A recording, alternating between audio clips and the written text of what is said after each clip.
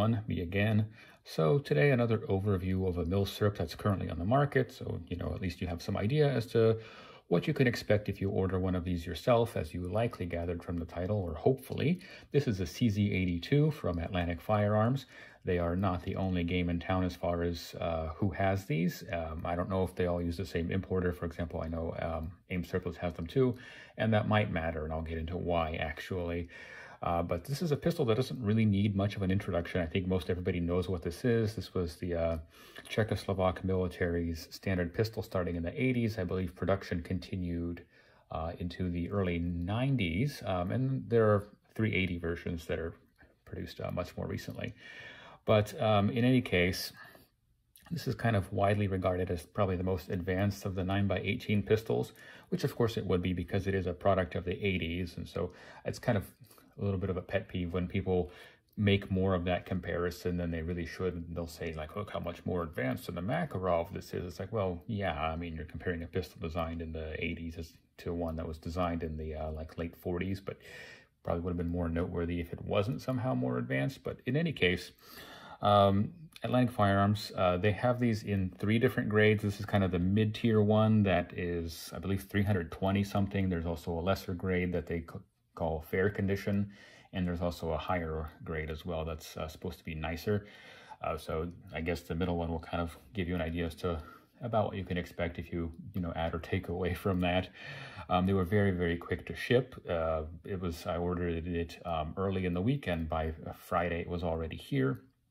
It doesn't come with anything other than just the one magazine, so no spare mag, no holster cleaning rod, pretty much just this zip tie as a chamber flag, and that's it. It was at least wrapped in paper. It wasn't just like bouncing around loose in this box, but that's all you get with it, unfortunately.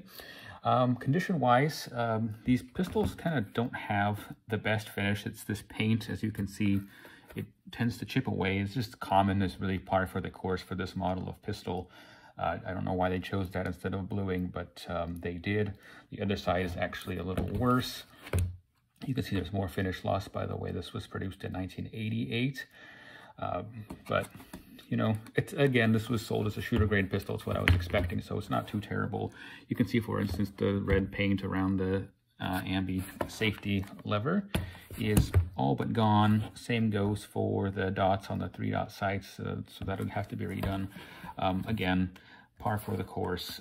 One area that does kind of disappoint me more, so this was imported by an importer called iArms, which is not one that I've heard of before. I don't know how big they are, but their import mark is here on the front of the grip, and it's this like dot matrix type of situation.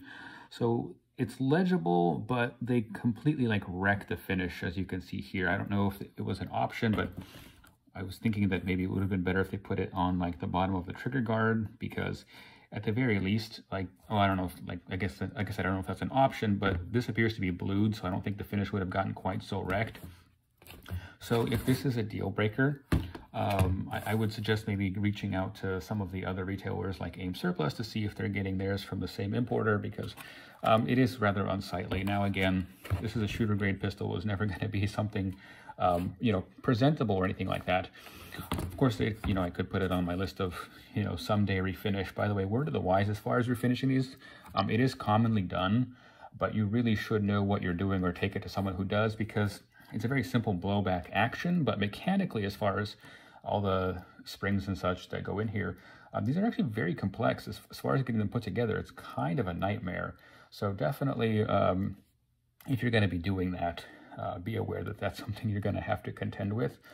But overall, I'm still reasonably pleased with this. Like I said, it would have been much happier without the unsightly situation with the import mark. But overall, it's a great pistol. It's interesting. I've shot this gun. It works perfectly, even with an aftermarket magazine, although more testing on that's probably required. But nonetheless, that may be subject for a future video.